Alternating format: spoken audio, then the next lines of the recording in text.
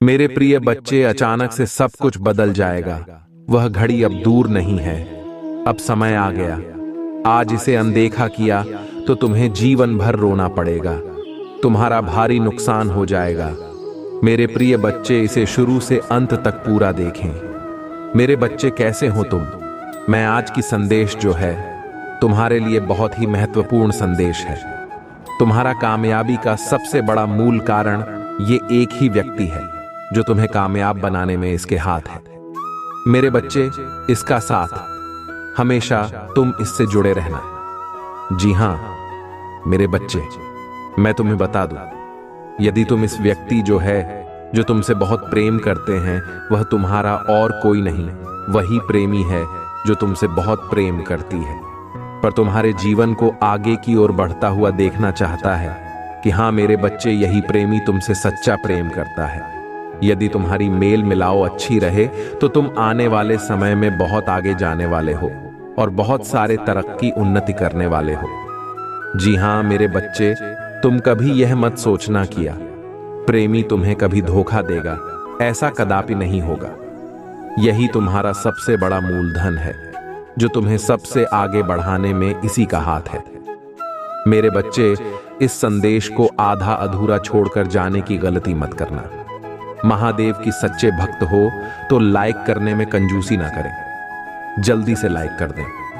और यदि यह प्रेमिका या प्रेम अपने जीवन में पाना चाहते हैं तो सच्चे मन से अभी टाइप करें, ओम नमः शिवाय, हर हर महादेव। जी हां मेरे बच्चे, तुम्हारी प्रार्थना स्वीकार कर ली जाएगी और तुम्हारे झोली में डाल दे जाएंगी। मेरे बच्चे, आज के संदेश बहुत ही महत्वपूर्ण है, इसे अंत तक जरूर देखना।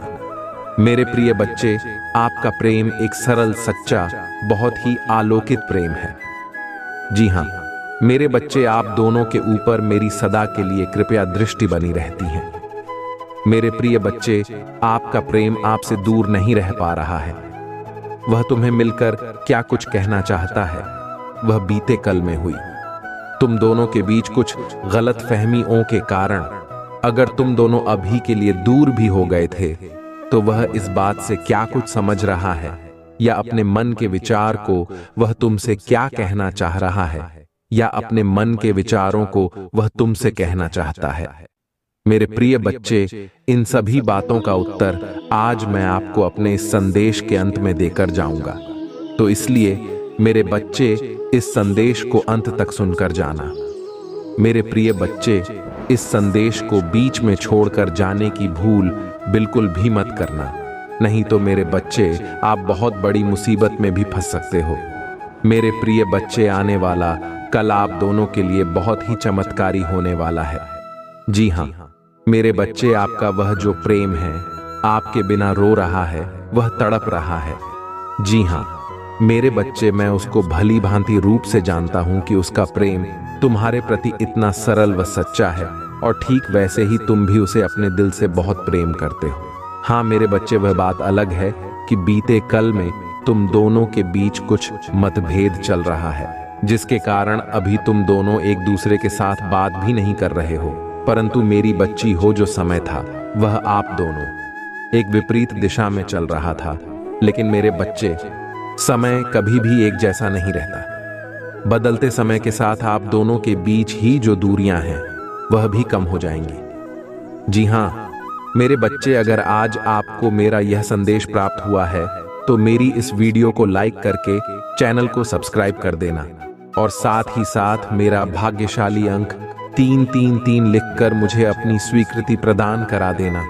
मैं जानता हूं जीवन में जब आप किसी के साथ अपना इतना समय व्यतीत कर लेते हो, वह जब आपको किसी इंसान के साथ अपना जीवन बिताना अच्छा लगने लगता है, तो तभी कुछ इस तरह की घटना घटित हो जाती है जो तुम्हारे को अलग कर देती है। उस समय आपको अपना जीवन किस प्रकार का लगने लगता है, मैं भली भांति लोग से जानता हूं। मेरे प्रिय बच्चे, आप दोनों के जीवन में सदा खुशी बनी रहे। आप दोनों जीवन में एक दूसरे के साथ रहे। वह आपके ऊपर मेरी सदा के लिए कृपया बनी रहे। मेरे प्रिय बच्चे, उसके लिए आपको मेरी इस वीडियो को लाइक करके चैनल को सब्सक्राइब करने के साथ साथ मेरा भाग्यशाली है। 455 लिखकर मुझे अपनी स्वीकृति प्रदान करा देना। मेरे प्रिय बच्चे, ऐसा करने से मैं आपके जीवन से जुड़े संकेत रूपी संदेश आपको अपने इस चैनल पर प्रदान करता रहूंगा। तो मेरे प्रिय बच्चे, चैनल को सब्सक्राइब करना मत भूलना। मेरे बच्चे, जीवन में किसी भी मनुष्य इंसान का साथ हमें जीवन जीने के लिए एक अद्भुत शक्ति देता है, जिस शक्ति के कारण हम अपने जीवन में हमारे साथ चल रही सभी प्रकार की समस्या या किसी भी तरह की बुरे वक्त को झेलने या बिताने में हम उसके साथ रहते हुए सभी समस्याओं का भक्ति रूप से सामना कर सकते हैं। मेरे बच्चे, जीवन में यह जो आपके साथ समय चल रहा था, यह एक बहुत चिंता का विषय है, जिसकी वजह से तुमने अपने जीवन में बहुत परेशान हो रही थी। इतने परेशान कि तुमने अपने मन को नकारात्मक विचारों में गलत फहमी उसे घेर लिया था। मेरी बच्ची, जिसको लेकर तुम अपने जीवन में इतनी दुखी हो रहे हो, वह इंसान या मनुष्य तुम्हारे बिना नहीं रह पा रहा है। वह हर समय केवल और केवल आपके ही अपने मन में विचार सोच रहा है। वह भी आपसे अलग हो कड़क रहा है। मेरी बच्ची, शक्ति यह है कि वह मनुष्य भी आपके बिना नहीं रह पा रहा है। मेरे बच्चे, बीते कुछ समय से आप दोनों के बीच जिस तरह के मतभेद चल रहे थे या जिन गलतफहमी के कारण आप दोनों की जीवन में यह स्थिति पैदा हो गई थी, वह इंसान जब मन से भी यही सोच रहा है कि कैसे हो इन सब बातों में गलतफहमियों को खत्म करें, और इस तरह वह आपसे मिलकर तुम्हें अपने दिल का हाल बताएं। मेरी बच्ची, सत्य यह है कि वह इंसान या मनुष्य तुम्हारे बिना नहीं रह पा रहा है। उसका भी तुम्हारे बिना मन नहीं लग पा रहा है। वह भी अपने जीवन में दुखी हो रहा है और केवल आपके लिए सोच रहा है। वह भी तुम्हारी तरह सोच रहा है कि अब जीवन में क्या होगा, जब किस तरह तुम दोनों के बीच की यह सब गलतफहमी दूर होगी, क्योंकि मेरे बच्चे, वह भी आपसे अत्यधिक प्रेम करता है। वह आपके बिना अपना जीवन नहीं बिता सकता। अब उसने यह निर्णय ले लिया है कि वह शीघ्र आपसे मिलेगा और मिलकर तुम दोनों के बीच चल रहे इस मतभेद को खत्म करेगा। मेरे बच्चे, अब वह समय दूर नहीं कि वह आपसे मिलो। आपसे मिलकर सभी प्रकार के क्रोध को खत्म कर देगा। मेरे बच्चे, तुम बस मुझ पर भरोसा रखो और अपने जीवन में सकारात्मक विचारों के साथ करो। बाकी मेरे बच्चे, मैं तुम दोनों की साथ हूं। मेरे प्रिय बच्चे, आज मैंने आपके प्रेम के विषय में आपको बहुत सारी बातें बताई है, जिन सब बातों का विशेष से आप बिल्कुल अनजान थे। मेरे प्रिय बच्चे, मैंने आपको आपकी जीवन से जुड़ा एक बहुत महत्वपूर्ण विषय, जो आपकी टीम के विषय में था, उसके लिए मैंने आपको एक शुभ संदेश प्राप्त करा दिया है। मेरे प्रिय बच्चे, अब आप अपने जीवन में अपने प्रेम को लेकर सदा के लिए खुश रहना। कभी भी प्रेम के विषय में निराश पर उदास होने की कोई भी आवश्यकता नहीं है। मेरे प्रिय मित्र, अगर आप भी मेरे एक संदेश निसंदेह हो, तो मेरा भाग्यशाली अंक 555 लिखकर इस वीडियो को लाइक और चैनल को सब्सक्राइब कर देना। मेरे बच्चे, आज की यह कथा पूरा जरूर देखना। तुम्हें बहुत बड़ी सीख मिलेगी और अपने जीवन को और बेहतर बना सकोगे। अर्जुन कुंती का सबसे छोटा पुत्र था। इसके पिता का नाम पांडु था, लेकिन वास्तविक पिता तो इसका इंद्र था। पांडु रोगग्रस्त था और पुत्र पैदा करने की उसमें सामर्थ्य नहीं थी। इसी कारण उसने कुंती को अन्य पुरुषों के साथ रमण करने की आज्ञा दे दी थी, जिससे पुत्रों के द्वारा आगे वंश परंपरा तो चले। उस काल में इस प्रकार के यौन संबंध किसी प्रकार दूषित नहीं समझते जाते थे, क्योंकि उनके पीछे उद्देश्य पवित्र रहता था। इस प्रकार पांडु की आज्ञा से कुंती को इंद्र से अर्जुन, धर्म से युधिष्ठिर, पवन से भीम और माद्री को अश्विनी कुमारों से नकुल और सहदेव पुत्र रूप में प्राप्त हुए। अर्जुन इंद्र के समान ही प्रतापी और पराक्रमी था। पांडवों में सबसे अधिक युद्ध कुशल और वीर वही था। महाभारत युद्ध में इस पक्ष का सबसे बड़ा महारथी वही था। जिसने कौरवों के परम वीरों से टक्कर ली और अंत में सबको पराजित कर दिया। वह आपके बिना अपना जीवन नहीं बिता सकता। अब उसने यह निर्णय ले लिया है कि वह शीघ्र आपसे मिलेगा और मिलकर तुम दोनों के बीच चल रहे इस मतभेद को खत्म करेगा। मेरे बच्चे, अब वह समय दूर नहीं कि वह आपसे मिलूं। आपसे मिलकर सभी प्रकार के क्रोध को खत्म कर देगा। मेरे बच्चे, तुम बस मुझ पर भरोसा रखो और अपने जीवन में सकारात्मक विचारों के साथ करो। बाकी मेरे बच्चे, मैं तुम दोनों की साथ हूं। मेरे प्रिय बच्चे, आज मैंने आपके प्रेम के विषय में आपको बहुत सारी बातें बताई है, जिन सब बातों का विशेष से आप बिल्कुल अनजान थे। मेरे प्रिय बच्चे, मैंने आपको आपकी जीवन से जुड़ा एक बहुत महत्वपूर्ण विषय जो आपकी टीम के विषय में था, उसके लिए मैंने आपको एक शुभ संदेश प्राप्त करा दिया है। मेरे प्रिय बच्चे, अब आप अपने जीवन में अपने प्रेम को लेकर सदा के लिए खुश रहना। कभी भी प्रेम के विषय में निराश पर उदास होने की कोई भी आवश्यकता नहीं है। मेरे प्रिय मित्र, अगर आप भी मेरे एक संदेश निसंदेह ओ तो मेरा भाग्यशाली अंक 555 लिखकर इस वीडियो को लाइक और चैनल को सब्सक्राइब कर देना। मेरे बच्चे, आज की यह कथा पूरा जरूर देखना, तुम्हें बहुत बड़ी सीख मिलेगी और अपने जीवन को और बेहतर बना सकोगे। अर्जुन कुंती का सबसे छोटा पुत्र था। इसके पिता का नाम पांडु था, लेकिन वास्तविक पिता तो इसका इंद्र था। पांडु रोगग्रस्त था और पुत्र पैदा करने की उसमें सामर्थ्य नहीं थी। इसी कारण उसने कुंती को अन्य पुरुषों के साथ रमण करने की आज्ञा दे दी थी, जिससे पुत्रों के द्वारा आगे वंश परंपरा तो चले। उस काल में इस प्रकार के यौन संबंध किसी प्रकार दूषित नहीं समझते जाते थे, क्योंकि उनके पीछे उद्देश्य पवित्र रहता था।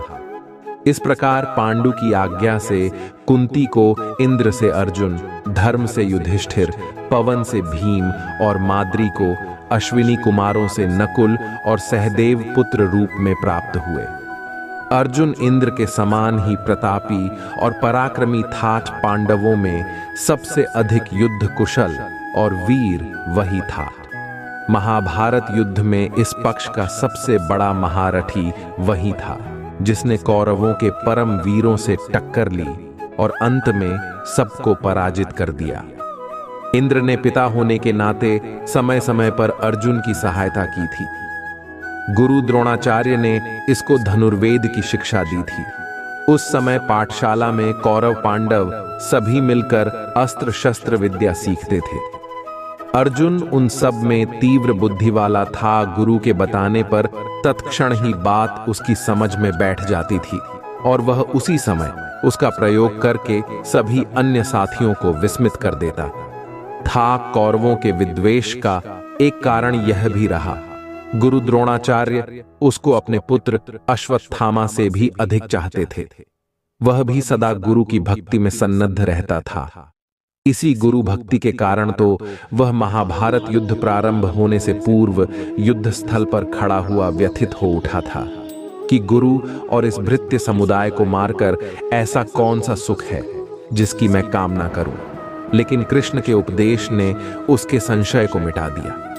फिर भी चाहे द्रोणाचार्य कौरव पक्ष से लड़ रहे थे, अर्जुन की श्रद्धा उनके प्रति कम नहीं हुई थी।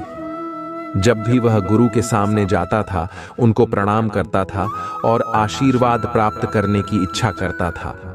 अश्वत्थामा और अर्जुन में काफी गहरी मित्रता थी। वे दोनों ही गुरु के प्यारे थे और सदा अपना अस्त्र शस्त्र कौशल बढ़ाने में लगे रहते थे। एक रात की बात है, गुरु द्रोणाचार्य और अर्जुन पास बैठे भोजन कर रहे थे। उसी समय सहसा दीपक बुझ गया, अंधेरा हो गया और उसमें हाथ से हाथ दिखना असंभव हो गया। उस समय यह देखकर कि अर्जुन के हाथ का कौर सीधे मुंह में ही गया, उन्होंने कहा, वत्स अर्जुन, अब मुझे विश्वास है कि तू शब्द वेधी बाण चलाना शीघ्र सीख जाएगा। उसी समय द्रोणाचार्य ने शब्द वेधी बाण चलाना अर्जुन को सिखाया और वह कुछ ही क्षण में उसकी क्रिया सीख गया। उसी के द्वारा तो उसने अनेक स्थलों पर शत्रुओं के कुचक्रों को व्यर्थ कर दिया था। एक बार गुरु द्रोणाचार्य ने इसकी परीक्षा भी ली थी। जब वे अपने शिष्यों के साथ गंगा नहाने गए तो जल में उतरते ही एक मगर ने उनका पैर पकड़ लिया। द्रोणाचार्य ने शिष्यों की परीक्षा लेने हेतु पुकारा, वत्सो, मुझे यहां एक ग्राह ने पकड़ लिया है। यह जल के भीतर मुझे खींचे ले जा रहा है, आकर मुझे बचाओ। गुरु की पुकार सुनकर सभी छात्र भाग कर आए, लेकिन तट पर आकर सभी किंकर्तव्य विमूढ़ से होकर एक दूसरे की ओर ताकने लगे। अकेला अर्जुन ऐसा था जिसने उसी क्षण धनुष पर बाण चढ़ाकर जल के भीतर मारे और 5 बाणों से उस ग्राह को मार डाला। इस तरह की तत्काल बुद्धि अर्जुन में ही थी। परिस्थिति के सामने झुकना तो उसने सीखा ही नहीं था। कैसा भी बड़े से बड़ा संकट आने पर वह चुनौती देकर खड़ा हो जाता था और कभी अपने जीवन तक की चिंता नहीं करता था। उसके समान साहसी और बुद्धिमान शायद ही दूसरा कोई था। धनुर्विद्या में अर्जुन ने जो अद्वितीय कौशल प्राप्त कर लिया था, परिचय हमें द्रौपदी स्वयंवर के समय भी मिलता है। राजा द्रुपद की पुत्री द्रौपदी का स्वयंवर होने वाला था। देश विदेश से महापराक्रमी क्षत्रिय कुमार राजकुमारी का वरण करने की इच्छा से आए हुए थे। उस समय पांडव वनवास का समय काट रहे थे। उन्हें भी जब स्वयंवर का पता चला तो कौतूहलवश वे भी द्रुपद की नगरी में आ पहुंचे। शर्त यह थी कि जो कोई योद्धा स्तंभ के ऊपर घूमती हुई मछली की आंख को नीचे तेल में उस मछली की परछाई को देखकर वेध देगा, उसे ही द्रौपदी अपने पति के रूप में स्वीकार कर लेगी। स्वयंवर मंडप में उपस्थित सभी योद्धाओं ने अपना अपना कौशल दिखाया, लेकिन कोई भी उस आंख को नहीं वेध पाया। कौरव भी वहां उपस्थित थे। वे भी प्रयत्न करने के पश्चात लज्जित होकर अपने अपने स्थान पर आ बैठे। जब सभा में चारों ओर निराशा व्याप्त हो गई तो कर्ण ने उठकर अपना बाण उस मछली की आंख के लिए साधा और वह वीर निश्चित ही उसको वेध देता, लेकिन सूतपुत्र होने के नाते उसको क्षत्रिय कन्या के साथ विवाह करने का अधिकार नहीं दिया गया। सभा में चारों ओर उसके विरुद्ध स्वर उठने लगे। स्वयं द्रौपदी ने ही उसका सूतपुत्र कहकर तिरस्कार किया था। किसी को भी यह पता नहीं था कि यह कर्ण भी क्षत्रिय पुत्र है। चूंकि सूत ने उसको पाल पोस कर बड़ा किया था, इसलिए यहीं तक का ज्ञान सबको था। कर्ण अपने मन में घुटकर बैठ गया। तब सबसे अंत में अर्जुन ने अपने धनुष पर बाण साधा और नीचे तेल से भरे कहाड़ में मछली की परछाई देखकर उसने उसकी आंख वेध दी। बस चारों ओर बैठे योद्धाओं के हृदय धक से रह गए। द्रौपदी ने आकर उसके गले में वरमाला डाल दी। इस तरह अपने वनवास के समय भी अर्जुन के पराक्रम के कारण पांडवों को द्रौपदी जैसी श्रेष्ठ पत्नी मिली, जो सदा पांडवों के लिए प्रेरक शक्ति बनी रही। कौरवों और कर्ण के हृदय में उस समय भी कील सी ठुक गई थी। सभी क्षत्रियों ने इसका विरोध किया था और अपने अपने अस्त्र शस्त्र उठाकर सभी ने अर्जुन को ललकारा था कि हमारे होते हुए एक भिखमंगा द्रुपद की पुत्री को नहीं ले जा सकता। स्थिति काफी भयानक हो गई थी।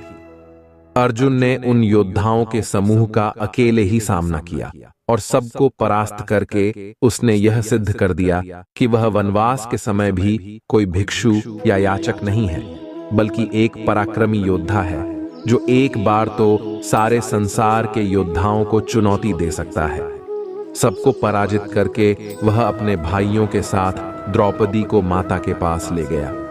वह अपने भाइयों और माता को अपनी जान से भी अधिक चाहता था। स्वार्थ तो उसे छू तक नहीं गया था। यद्यपि द्रौपदी को उसने अपने पराक्रम के बल पर प्राप्त किया था और उसके भोग करने का अधिकार उसी को था, लेकिन माता के यह कहने पर कि जो भिक्षा लाए हो उसे सभी मिलकर बांट लो, अर्जुन ने द्रौपदी के ऊपर अन्य भाइयों का अधिकार स्वीकार कर लिया।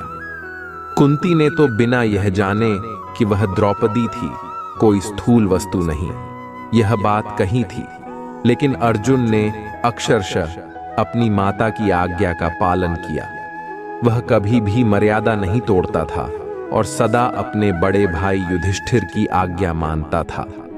जब द्रौपदी पर सभी का अधिकार हो गया तो पांचों भाइयों ने मिलकर यह निश्चय किया कि जिस समय द्रौपदी एक भाई के पास रहे उस समय अन्य चारों भाइयों में से कोई उसके पास न जाए, और यदि भूल से कोई चला भी जाए तो उसे वनवास भोगना पड़ेगा। एक समय की बात है, युधिष्ठिर द्रौपदी के साथ एकांत में थे और जहां वे थे वहीं अर्जुन का धनुष रखा हुआ था। एक ब्राह्मण की रक्षा करने के लिए उसको धनुष की आवश्यकता थी, अतः वह नियम तोड़कर अंदर चला गया और धनुष ले आया। इस तरह उसने ब्राह्मण की रक्षा तो कर ली, लेकिन जो मर्यादा निश्चित की जा चुकी थी उसको मानकर वह वनवास भोगने चल दिया। वनवास में तीर्थ यात्रा करते समय मध्य देश में उसको नागकन्या उलूपी प्राप्त हो गई। उसके साथ सहवास करके उसने एक पुत्र उत्पन्न किया था जिसका नाम बभ्रुवाहन था। यह बालक अभिमन्यु की तरह ही महापराक्रमी था।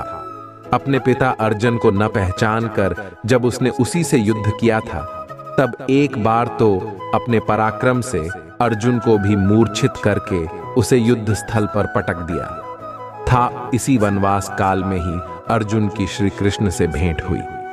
जब वह पश्चिम में प्रभास क्षेत्र में पहुंचे तो श्री कृष्ण भी द्वारका से आए थे। कृष्ण ने उसे द्वारका चलने का निमंत्रण दिया तो वे द्वारका आ गए। नियम का पालन करता हुआ अर्जुन नगर के भीतर नहीं घुसा बल्कि रैवतक पर्वत पर ही ठहर गया। वहीं बलराम तथा यादवगण प्रमुख व्यक्ति उनसे मिलने आए। कुछ दिन तक वह वहीं रहा। इसी बीच में एक उत्सव हुआ जिसमें उसने कृष्ण की बहन सुभद्रा को देखा। उसके रूप और लावण्य को देखकर वह उस पर मोहित हो गया। कृष्ण उसके हृदय के भाव को जान गए और सुभद्रा के लिए योग्य वर समझकर उन्होंने उसे सुभद्रा का हरण करने की सम्मति दी, क्योंकि कृष्ण यह भली भांति जानते थे कि वैसे बलराम तथा अन्य संबंधी सुभद्रा का विवाह अर्जुन के साथ नहीं करेंगे। सखा की बात पर विश्वास करके अर्जुन से सुभद्रा का हरण किया। सुभद्रा भी इस योद्धा को देखकर मुग्ध हो गई और पूर्ण संतोष के साथ उसकी पत्नी होकर चली गई। पीछे से बलराम तथा अन्य यादवों को बड़ा क्रोध आया, लेकिन कृष्ण ने सबको समझा दिया। बलराम तो युद्ध के लिए उतारू हो रहे थे, लेकिन कृष्ण के तर्कों के सामने वे भी चुप हो गए और अंत में सभी ने अर्जुन को सुभद्रा के योग्य वर स्वीकार कर लिया और विधि पूर्वक उन दोनों का विवाह करा दिया। उसी सुभद्रा के गर्भ से वीर बालक अभिमन्यु का जन्म हुआ, जिसने चक्रव्यूह में अपने पराक्रम से शत्रुओं को चकित कर दिया और जो अंत में अपने पिता का यश बढ़ाकर वीर गति को प्राप्त हुआ था। अर्जुन अपने ही सम्मान की चिंता नहीं करता था, दूसरों की मान मर्यादा की भी चिंता उसे रहती थी। उसने इंद्र के विरुद्ध अग्नि की मान मर्यादा की रक्षा की थी और उसी से उसे कपिध्वज नाम का दिव्य रथ और गांडीव धनुष प्राप्त हुआ। अग्नि ने इंद्र के दंभ को चूर करके खांडव वन को भस्म कर दिया। उसमें से केवल मय नाम का असुर, तक्षक नाग और 4 शार्घक पक्षियों का से सिवा कोई जीवित नहीं बचा। चूंकि अर्जुन ने मय को प्राण दंड दिया था, इसलिए उसने अपनी कला से पांडवों के लिए 1000 खंभों का विलक्षण सभा भवन बना दिया। इसमें उसने कैलाश और मैनाक पर्वत से मूल्यवान मणियां लाकर लगाई थीं। देवदत्त नाम का शंख भी मय ने ही अर्जुन को दिया था। अर्जुन महान विजेता था। उसने अनेक राजाओं को जीतकर इतना धन वसूल किया था कि उससे पांडवों ने बड़ी धूमधाम के साथ राजसूय यज्ञ किया। उस यज्ञ में सभी प्रमुख योद्धा और आचार्य गण उपस्थित थे। श्री कृष्ण को उस यज्ञ में सबसे अधिक सम्मानीय महापुरुष माना गया था। राजसूय यज्ञ का यह समय पांडवों के ऐश्वर्य और समृद्धि का समय था, लेकिन बाद में युधिष्ठिर के जुए में हारने के पश्चात इनके जीवन का संकट काल उपस्थित हो गया। अर्जुन अपने ज्येष्ठ भ्राता का इतना सम्मान करते थे कि अपना सब कुछ हार जाने के पश्चात जब युधिष्ठिर ने अपने भाइयों और पत्नी को दांव पर लगा दिया, तब भी अर्जुन ने इसका विरोध नहीं किया। यहाँ तक कि दुशासन ने जब भरी सभा में द्रौपदी को नंगा करने का साहस किया, उस समय भीमसेन भी विचलित हो उठा था। लेकिन अर्जुन अपने अग्रज की ओर देखकर चुपचाप बैठा था। वह धीर और बुद्धि था, कभी उतावला होकर कोई कार्य नहीं करता था। उस समय युधिष्ठिर के वचन का सम्मान करके वह चुप रहा था, लेकिन मौका आने पर एक एक महारथी से द्रौपदी के अपमान का बदला लिया।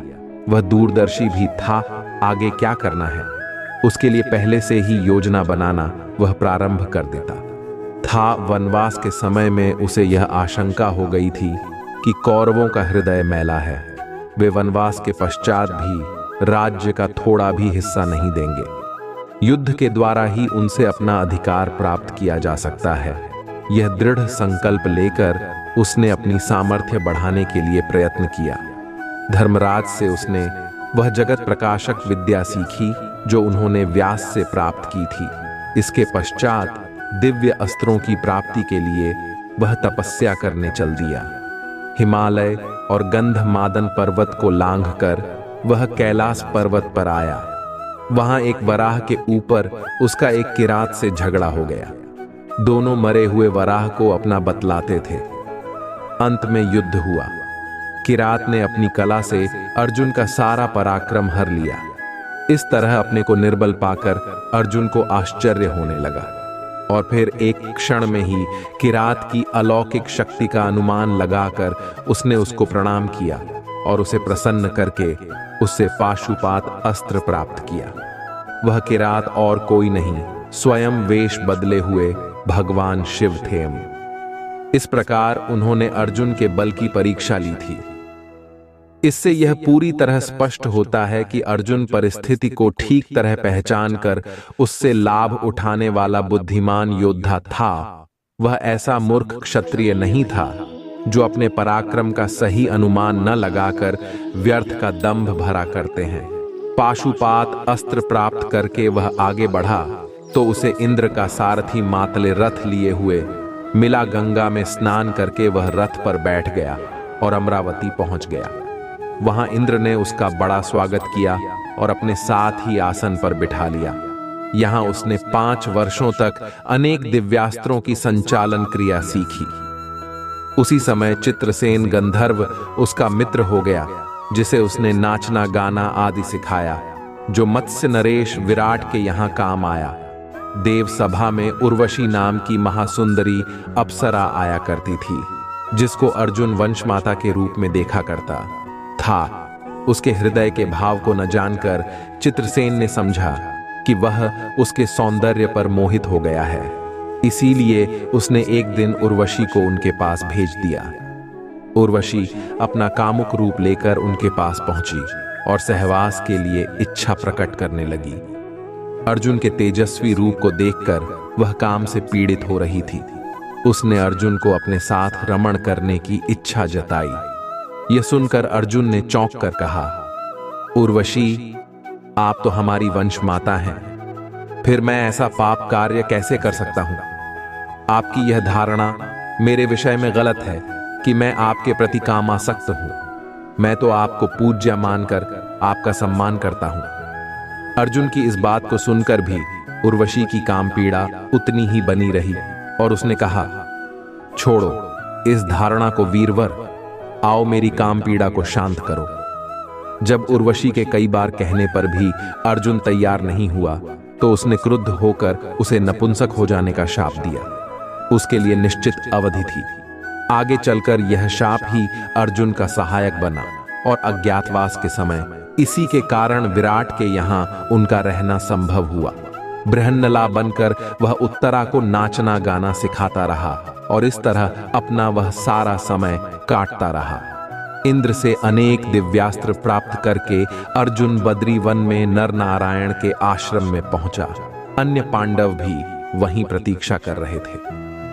आकर उसने अपने भाइयों को अपनी यात्रा का सारा विवरण सुनाया और जो दिव्यास्त्र प्राप्त किए थे उनका परिचय दिया। अर्जुन स्वार्थी और संकुचित मनोवृत्ति का मनुष्य नहीं था। उसका हृदय उदार और क्षमाशील था। यद्यपि कौरवों ने उसका और उसके भाइयों का अनिष्ट कर दिया था, और उसकी पत्नी का अपमान किया था, लेकिन भाई के नाते फिर भी अर्जुन ने एक बार गंधर्वराज चित्रसेन से युद्ध करके दुर्योधन आदि को छुड़ाया। चित्रसेन उसका मित्र था, लेकिन एक बार उसने भाइयों के पीछे इस मित्रता की भी चिंता नहीं की। दुर्योधन फिर भी कठोर और ईर्ष्यालु बना रहा, लेकिन अर्जुन को इसका विशेष खेद नहीं हुआ, क्योंकि वह तो कर्तव्य की श्रेष्ठता में विश्वास करने वाला व्यक्ति था। कर्तव्य से प्रेरित होकर कठिन से कठिन कार्य करने की क्षमता उसमें थी। इसी प्रकार कर्तव्य परायणता का परिचय उसने उस समय दिया था जब वह अज्ञातवास के समय राजा विराट के यहां ठहरा हुआ था और कौरवों ने विराट के ऊपर आक्रमण कर दिया था। झूठा दंभ भरने वाला उत्तर उस समय अर्जुन को सारथी बनाकर युद्ध के लिए ले गया था, लेकिन वह कौरवों की सैन्य शक्ति देखकर डरकर भागने लगा। तब अर्जुन ने उसे रोककर कौरवों का स्वयं सामना किया और उन्हें परास्त किया। राजा विराट के प्रति अपने कर्तव्य का वह इसी तरह पालन कर सकता था, इसीलिए अपने भाइयों का भी उसने सामना किया। इससे स्पष्ट हो जाता है कि अर्जुन को किसी व्यक्ति विशेष से लगाव नहीं था, बल्कि कर्तव्य, न्याय और सत्य की भावना ही उसके जीवन के लिए प्रेरक शक्तियां थीं। फिर अभिमान तो उसको छू तक नहीं गया था। बड़े से बड़ा कार्य करके वह अपने पराक्रम की डींग नहीं मारता था। दूसरों को प्रशंसा करते हुए सुनकर भी वह कुछ नहीं बोलता था। अर्जुन नम्र और विनयशील भी था। वह श्री कृष्ण के पूछे बिना कोई कार्य नहीं करता था और उन्हें अपना सच्चा सखा मानता था। कृष्ण ही उसकी विजय के आधार थे। यदि उसे ऐसा सारथी नहीं मिलता तो शायद वह कौरवों की उस विशाल सेना को नहीं जीत पाता, जिसमें भीष्म, द्रोण, कर्ण जैसे महारथी युद्ध कर रहे थे। कृष्ण की नीति निपुणता से ही उसने भीष्म पितामह को धराशायी किया। उन्हीं की चाल से गुरु द्रोणाचार्य को उसने पराजित किया और उन्हीं की सूझ के बल पर कर्ण जैसे योद्धा को मार गिराया। इन तीन पराक्रमी सेनापतियों से टक्कर लेना मामूली काम नहीं था, लेकिन अर्जुन से अपनी सामर्थ्य और शक्ति के बल पर इनका सामना किया और इन सबको धराशायी करके विजय का शंख बजाया। कृष्ण ने अनेक बार उसके जीवन की भी रक्षा की थी। पहल तो भीष्म जैसे पराक्रमी से ही उसका बचना कठिन था, फिर कर्ण तो उसे जीवित कभी नहीं छोड़ता। जब उसने सर्प के विष में बुझा बाण उसकी ओर लक्ष्य करके मारा था और यह घोषणा की थी कि अर्जुन मारा गया, तब श्री कृष्ण ने ही घोड़ों को बिठाकर रथ को नीचा किया था, जिससे वह भयानक बाण अर्जुन का मुकुट काटकर ही निकल गया था। नहीं तो उस दिन उसके जीवन का अंत था। इस तरह अनेक स्थलों पर हम अर्जुन के जीवन में कृष्ण की महत्ता पाते हैं। कृष्ण के उपदेशों के फलस्वरूप ही वह निष्काम कर्मयोगी हो गया था। कर्तव्य के आगे सुख और दुख एक जैसे ही उसको दिखाई पड़ते थे। इसी उपदेश की शक्ति से वह पूरे महाभारत युद्ध में कभी विचलित नहीं हुआ। हम पहले ही देख चुके हैं कि स्वार्थ तो उसके हृदय पर कभी अधिकार नहीं जमा सका था। इंद्र ने उससे इंद्रपुरी में रहकर ऐश्वर्य भोगने के लिए कहा था, लेकिन अपने सुख के लिए उसने भाइयों का तिरस्कार नहीं किया। वास्तव में वह पूरा साधक था। एक बार जिसकी भी दृढ़ कल्पना अपने हृदय में कर लेता था, फिर कोई भी शक्ति उसे उस मार्ग से हटा नहीं पाती थी। इसी प्रकार उर्वशी के ऊपर कामासक्त न होकर उसने अपने अखंड ब्रह्मचर्य का परिचय दिया था। एक तरह से देखा जाए तो वह जितेंद्रिय था, उसको अपने मन पर अधिकार था, और जब कभी किसी प्रकार का संशय उठता भी था तो कृष्ण उसको दूर करने के लिए उसके पास रहते थे। उसके किसी के साथ प्रणय संबंध जोड़ने में भी एक प्रकार गौरव रहता था। छिपकर प्रेम करना तो उसे आता ही नहीं था।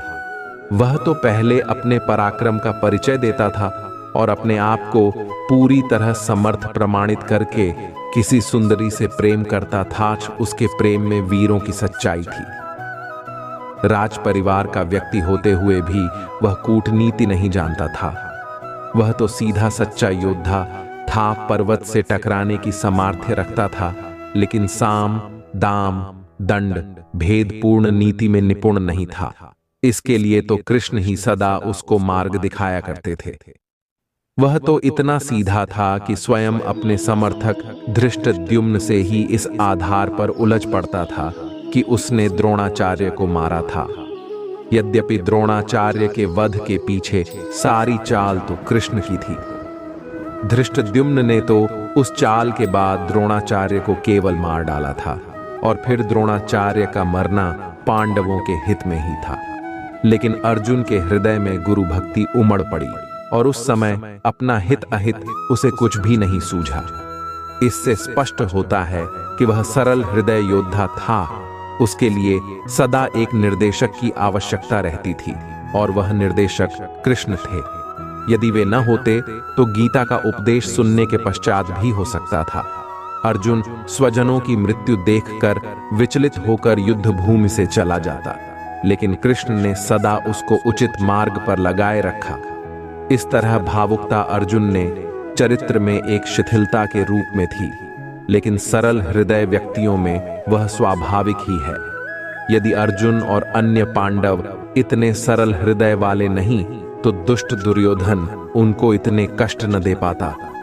वे तो सदा सत्य, न्याय और मर्यादा की रक्षा करना ही अपने जीवन का चरम उद्देश्य समझते थे, और राजनीति में इन्हीं वस्तुओं की विशेष आवश्यकता नहीं होती। उसे तो आवश्यकता पड़ने पर कुटिलता का भी आश्रय लेना पड़ता है। महाभारत में राजा के धर्म के विषय में विस्तृत विवेचन है। उसमें राजा की नीति का वर्णन किया गया है और बताया गया है कि भेद नीति से राजा को अपने शत्रुओं का दमन करना चाहिए। सरलता और सच्चाई का आश्रय लेने से शत्रु कभी वश में नहीं आ सकता। यही पांडवों की कमजोरी थी, लेकिन कृष्ण जैसे कूटनीतिज्ञ उनके साथ थे, इसीलिए अंत में विजय उनकी हुई। इस सरलता का एक उदाहरण यही है कि अर्जुन के पुत्र का वध कौरवों ने कर दिया था और उस पर दुखी होकर उसने जयद्रथ को मारा था। लेकिन अगर वह चाहता तो अपने दिव्य अस्त्रों के बल से सभी शत्रुओं का विनाश कर सकता था, लेकिन उसने ऐसा नहीं किया। दूसरी तरफ अश्वत्थामा को देखो कि कितने दिनों तक उसके हृदय में प्रतिशोध पलता रहा, और अंत में उसने द्रौपदी के 5 पुत्रों की हत्या करके ही चैन लिया। यहां तक कि पांडवों को पूरी तरह नष्ट करने के लिए उसने ब्रह्मास्त्र का प्रयोग भी किया था। ऐसा निर्दयतापूर्ण कार्य अर्जुन कभी नहीं कर सकता था। उसने अपनी प्रतिशोध की आग को शांत करने के लिए निहत्थे बालकों पर कभी हाथ नहीं उठाया। वह तो योद्धाओं को ललकारना जानता था और उन्हीं को पराजित करने में सच्चा गौरव मानता था। इस तरह कहीं भी देखें, अर्जुन ने कूटनीति का कभी आश्रय नहीं लिया। इसके अलावा क्षमा भी उसके स्वभाव का विशेष गुण था। यह गुण तो युधिष्ठिर में विशेष रूप से था। अपने पुत्रों के हत्यारे अश्वत्थामा को भी उस महान युधिष्ठिर ने क्षमा कर दिया। कौरव पक्ष में किसी योद्धा के अंदर यह गुण नहीं था। युधिष्ठिर के संस्कार अर्जुन पर भी पड़े थे। वह भी क्षमाशील था। इसके साथ ही वह विवेकपूर्ण भी था। अपनी भूल पर पश्चाताप करने का साहस उसमें था। एक बार युधिष्ठिर के लिए अर्जुन के मुंह से कुछ कटु वचन निकल गए थे, लेकिन फिर संयत अवस्था में आने पर उसने अपनी भूल पर पश्चाताप किया और अग्रज से क्षमा मांगी। अग्रज की आज्ञा पालन करना ही उसके जीवन का सुख था। असंतोष तो कभी उसने अनुभव ही नहीं किया, और न कभी यह कामना की कि मुझे अपने भाइयों से अधिक मान प्रतिष्ठा मिले। दुर्भिमान उसे छू तक नहीं गया था। देखा जाए तो उसी के बल पर पांडवों ने हर जगह विजय प्राप्त की थी, लेकिन कभी भी उस वीर ने यह आकांक्षा नहीं की कि कोई अलग राज्य स्थापित कर ले या कभी अपने पराक्रम की डींग मारने लगे। उसके चरित्र में एक महापुरुष की सी गरिमा था, जो जीवन के लघु स्वार्थों से उठकर विराट सत्यों का साक्षात्कार कर लेता है। वैसे अर्जुन वेद वेदांग पढ़ा हुआ था। कभी कभी लोग कर्ण का अन्यायपूर्ण वध करने के बारे में अर्जुन को दोषी ठहराते हैं, लेकिन स्पष्ट बात यह है कि यह सारा इशारा तो श्री कृष्ण का था। यदि कृष्ण आदेश नहीं देते तो अर्जुन कभी कर्ण को रथ का पहिया निकालते समय नहीं मारता, चाहे वह परास्त हो जाता, लेकिन कर्ण के सामने आकर युद्ध करता। कृष्ण ने परिस्थिति को देखकर ठीक ही किया था। इसके अलावा कर्ण को मारना और किस तरह से संभव नहीं था। फिर विधाता की गति भी कुछ ऐसी ही थी। कर्ण को परशुराम का यह शाप भी था कि अर्जुन से युद्ध करते समय वह शस्त्र प्रयोग करना भूल जाएगा। इसलिए अर्जुन को इस संबंध में किसी प्रकार दोषी ठहराना उचित नहीं है। इसी प्रकार भीष्म पितामह की भी हत्या अन्याय से अर्जुन ने नहीं की थी। स्वयं भीष्म ने ही अपनी मृत्यु का उपाय उसे बता दिया था। फिर उसके लिए किसी प्रकार के छल के लिए स्थान ही नहीं था। उक्त विवरण से हमें यही पता चलता है कि अर्जुन एक अजेय योद्धा था, लेकिन कृष्ण ही उसके एक ऐसे साथी थे जिनकी सहायता से उसके सभी कार्य पूर्ण हो जाते थे। जब कृष्ण इस संसार को छोड़कर चले गए तो अर्जुन ने देखा कि उस गांडीव धनुष द्वारा अर्जुन कृष्ण की स्त्रियों की आभीरों से रक्षा नहीं कर सका।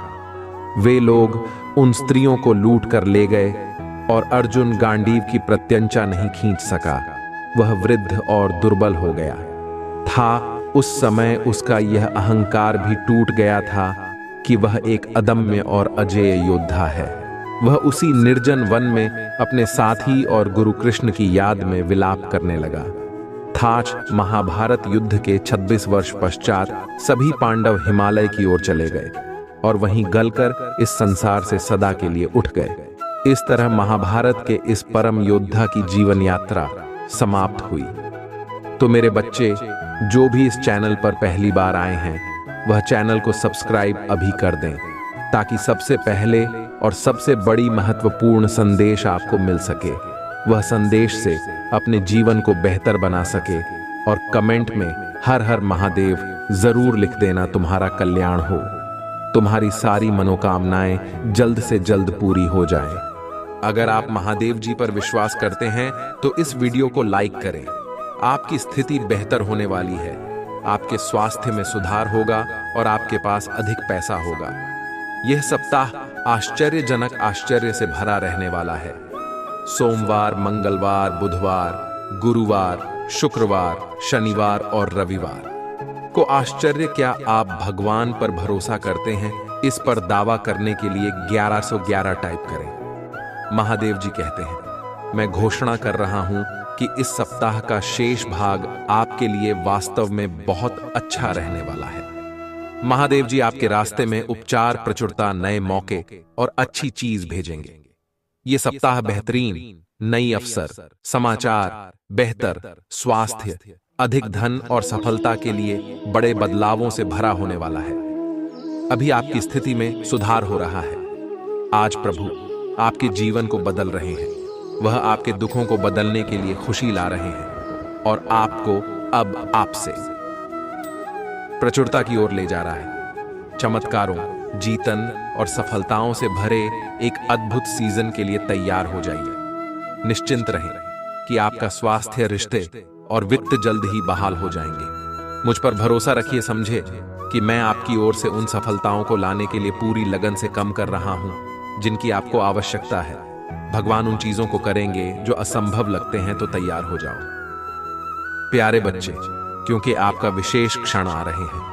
वह ऐसे दरवाजे खोल देंगे जिन्हें कोई बंद नहीं कर सकेगा। बहुत अभी भी आपके लिए रास्ता बना रही हैं जब सब कुछ बहुत कठिन लगता है। मैं कह रहा हूं कि महादेव जी के नाम पर आपके पास अच्छी चीज, दयालुता और शुभ कामनाएं होगी। मेरे प्रियजनों, मुझ पर विश्वास करो और चमत्कारों के साथी बनो जो मैं तुम्हारे जीवन में लाऊंगा। वित्तीय सफलता, प्रेम और प्रचुरता के प्रवाह के लिए स्वयं को तैयार करें। तुम्हारा आशीर्वाद पढ़े और मैं तुम पर अपनी कृपा बरसाएगा। परिस्थितियों असंभव लगने पर भी मैं आपके लिए ऐसे अवसर पैदा करूंगा जिन्हें छीना नहीं जा सकेगा। मेरे प्यारे बच्चे, मैं तुम्हें इन शब्दों को जोर से खाने के लिए प्रोत्साहित करता हूं। आज मैं ढेर सारा प्यार, उपचार और अच्छी चीज पाने के लिए तैयार हूं, जैसे मैं वास्तव में हकदार हूं। मेरे परिवार में हर कोई बेहतर और बड़ा हो जाएगा। आप अप्रत्याशित अच्छी चीज तभी होगी जब मैं महादेव जी के नाम पर ऐसा करूंगा। पुष्टि करने के लिए हर हर महादेव टाइप करें। अबले इन शब्दों को एक साथ कहे जैसे कि हम किसी बहुत महत्वपूर्ण व्यक्ति के साथ बातचीत कर रहे हो। महादेव जी, मैं तुम्हें चुन रहा हूं। मैं खुद को तुम ही दे रहा हूं। मैं तुम्हारी क्षमता स्वीकार कर रहा हूं और तुमसे ऐसा करने के लिए कह रहा हूं, मेरे उद्धारकर्ता और नेता के रूप में मेरे जीवन का सबसे महत्वपूर्ण हिस्सा, प्यारे बच्चे जैसे ही आप अपने जीवन के इस नए हिस्से में कदम रख रहे हैं। याद रखें, यह समय है जब आपको बहुत सारी अच्छी चीज मिलाने वाली है। आप एक के बाद एक सफलता हासिल करेंगे। आप बार बार जीतेंगे और आप एक के बाद एक अपनी चुनौतियों का समाधान ढूंढेंगी। मेरे प्रिय, मेरे पास तुम्हारे जीवन के लिए एक विशेष और अद्भुत योजना है। यह एक ऐसी योजना है जो आपको अच्छा और संतुष्ट महसूस करा देगी। यह आपको आगे क्या होने वाला है इसकी आशा देगा। यह आपको चमका देगा और आपके पास आज के लोगों के लिए खुशियां लाएगा। इससे मुझे भी गर्व होगा और तुम मेरे करीब आओगे। जब भी आपके जीवन में कठिन समय आए तो डेविड और गोलियत की कहानी के बारे में सूची डेविड को यह जानने की जरूरत नहीं थी कि गोलियत कितना शक्तिशाली था, क्योंकि वह पहले से ही जानता था कि मैं कितना शक्तिशाली हूं। आज तुम जो हो वह मैं नहीं हो सकता, और जब तुम मेरे साथ हो तो कुछ भी संभव नहीं है। याद रखें मेरे प्रिय कि आप कभी भी अकेले नहीं होते। मैं हमेशा यहां हूं, आपकी देखभाल कर रहा हूं और कड़ी मेहनत कर रहा हूं और आपको वह अच्छी चीज दे रहा हूं जिनके आप हकदार हैं। हो सकता है कि आपको पैसे की समस्या हो या कुछ खो गया हो, लेकिन मैं आपको आश्वासन देता हूं कि आपने जो भी पैसा खर्च किया वह आपके पास वापस आ जाएगा। पहले से भी ज्यादा आपका काम, आपकी नौकरी या आपका व्यवसाय वास्तव में अच्छा चलेगा और आप अपनी वित्तीय स्थिति में सुधार देखेंगे। और मत भूलो, आपका सबसे महत्वपूर्ण मित्र मेरा बेटा महादेव जी हैं। वह वही है जो आपको बचाते हैं। जब चीज गलत हो जाती है तो वह आपको वापस लाते हैं, और जब आप दुखी होते हैं तो वह हमेशा आपके साथ होता है। वह आपको बेहतर महसूस कर आएगा और आराम देगा। यहां तक कि जब चीज वास्तव में अंधकार में लगते हैं तब भी वह आपको रास्ता दिखाने के लिए वहां मौजूद रहेगा। उसे पर भरोसा रखें और वह हमेशा आपका समर्थन करेगा। महादेव जी उद्धार करता है टाइप करें और इस वीडियो को इंटिमाइन लोगों के साथ साझा करें जो महादेव जी पर भरोसा करते हैं। मेरे प्रिय, आपके जीवन में एक नए अध्याय में आपका स्वागत है। पंजीकृत नहीं, अवसर से भरा एक अनूठा समय में आपके जीवन को पूरी तरह से बदलने की क्षमता रखता हूं। आपको वित्तीय कठिनाइयों से दूर और धन और प्रचुरता का जीवन की ओर ले जा रहा हूं। अपनी चिंताओं और दुखों को जाने दें, क्योंकि मैं उन्हें खुशी और समृद्धि से बदलने के लिए यहां हूं। मेरे प्रियजनों, आपके लिए रोमांचक और अद्भुत चीज आने वाली है। या आपके सपनों की नौकरी प्राप्त करना, अत्यधिक संतुष्टिदायक विवाह पाना, या आपके द्वारा पहला अनुभव किए गए किसी भी विपरीत सफलता प्राप्त करना हो सकता है। आने वाले 3 दिनों के लिए खुद को तैयार रखें, क्योंकि यह महत्वपूर्ण और सकारात्मक बदलाव लाने वाले हैं। उन चमत्कारों, आशीर्वाद हों और सफलताओं से आश्चर्यचकित होने के लिए तैयार रहें जो आपको आश्चर्य से भर देंगे। ये सभी दिव्य शक्ति और प्रेम से उत्पन्न, अविश्वसनीय शक्ति और प्रेम से उत्पन्न होंगे। आप में से कहीं लोग इस समय तनाव और आरामदायक नींद से वंचित रातों से जूझ रहे हैं। मैं यहां आपके तनाव को स्पष्ट से बदलने, आपका भ्रम को समझने से बदलने और आपकी रातों की नींद हराम करने को शांतिपूर्ण नींद से बदलने के लिए आया हूं। आप अपने जीवन के हर पहलू में पूरी तरह से आप ही भूख महसूस करने से संतुष्टि का अनुभव करने की कगार पर है। आपकी कथा परिवर्तन के द्वार से गुजर रही है, और आप सौभाग्य सकारात्मक भाग्य से अच्छा देते होने वाले हैं। ठीक उसी तरह जैसे कहानियों में बारिश प्रदान करने और भूमि को आशीर्वाद देने के लिए आकाश खुलता है, मैं आपके जीवन में सकारात्मक बदलाव लौंग और आपके श्रम किस फल को बढ़ा लूंगा। आपका जीवन निरंतर प्रगति करता रहेगा और आपका पैसे बाहर और रोमांटिक जीवन एक बार फिर से समृद्ध हो जाएगा। शिव पुराण से उन 10 कौड़ियों के बारे में कहानी याद रखें जिन्हें महादेव जी ने ठीक किया था।